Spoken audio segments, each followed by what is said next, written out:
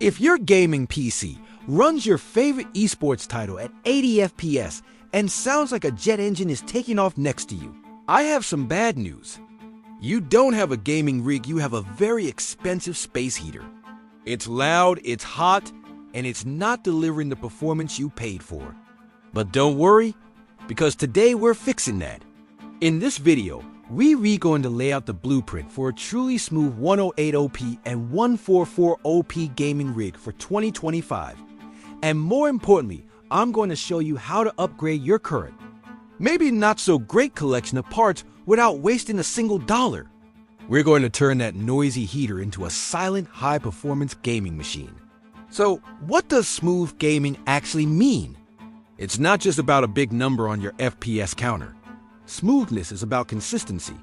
We're targeting a solid 60 to 144 frames per second, depending on the game, at either 108 OP or 144 OP resolution. For fast-paced shooters, you want that higher frame rate. For beautiful single-player epics, a locked 60 is fantastic. But the real enemy of smooth gameplay isn't just low FPS.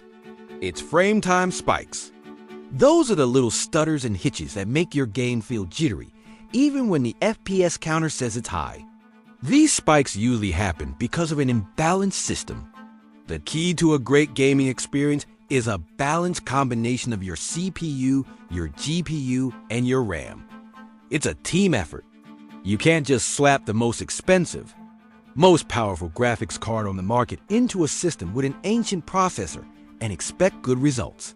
For example, pairing a brand new high-end GPU with an old 4-core, 4-thread CPU from a decade ago is a recipe for disaster. That powerful GPU will be sitting around waiting for the slow CPU to feed it information, creating a massive bottleneck. You get a much smoother, more consistent experience with a mid-range GPU paired with a modern, mid-range CPU. It's all about making sure your components can work together, not against each other. Alright, let's talk about the core parts and how to prioritize them. This is where most people get it wrong.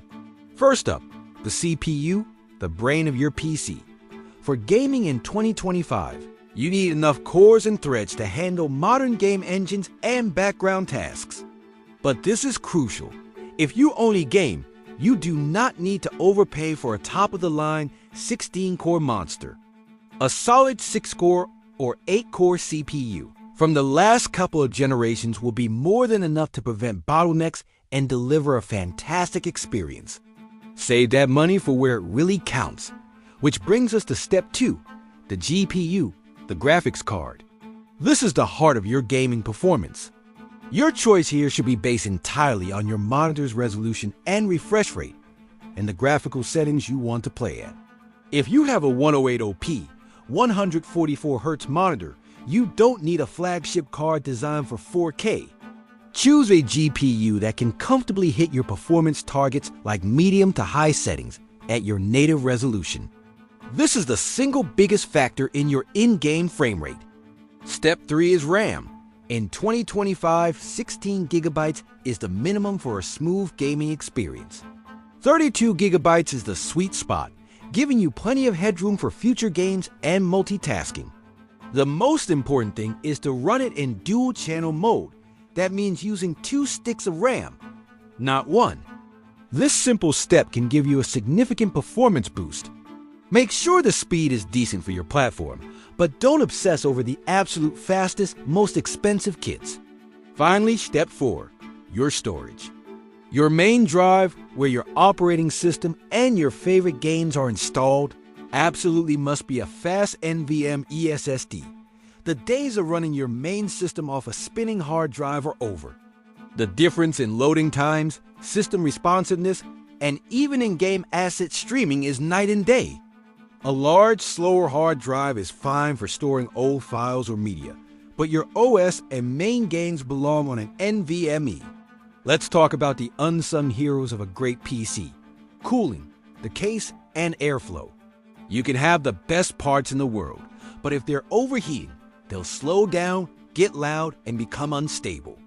The fundamental concept is simple: front-to-back airflow. You need cool air coming in from the front and hot air getting pushed out the back.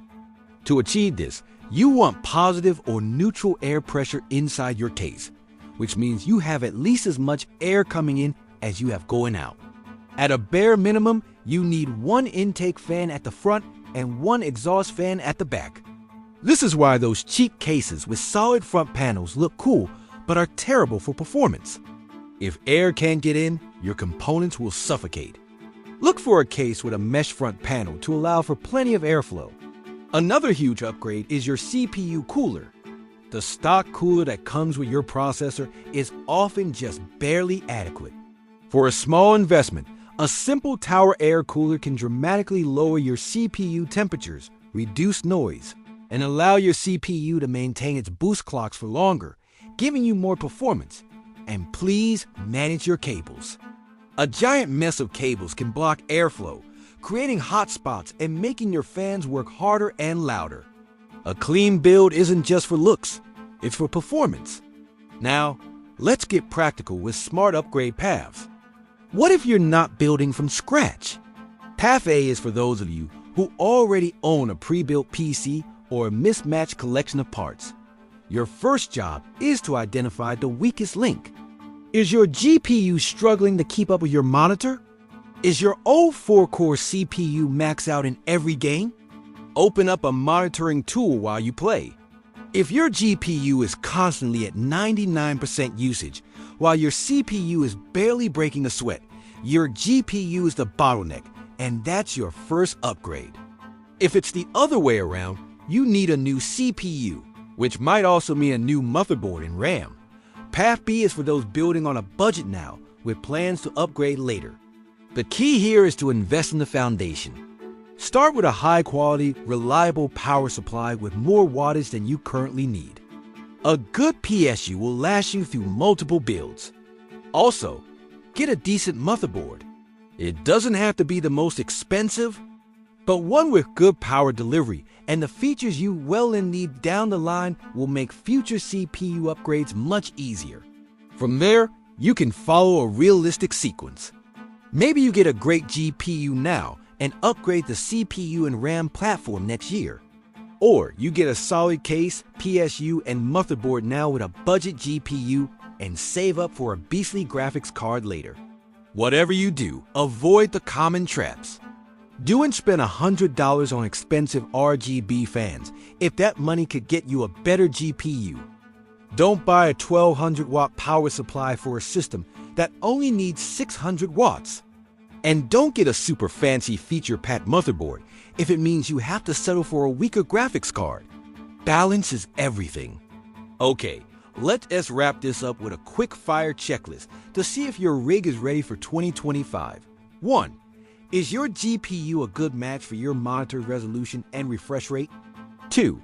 Do you have at least 16 gigabytes, preferably 32 gigabytes of dual-channel RAM? 3. Is your operating system and are your main games installed on an NVMe SSD? 4.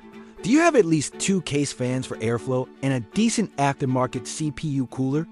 If you can answer yes to all of these, you're in great shape. If not, you now have a roadmap to get there. Now, I want to hear from you. For a future video, I want to rate your rigs and suggest the best upgrade paths. So comment below with your current CPU, your GPU, and the resolution you play at. I'll pick some of the most interesting ones and break them down. Thanks for watching. Be sure to subscribe so you don't miss that video, and I'll see you in the next one.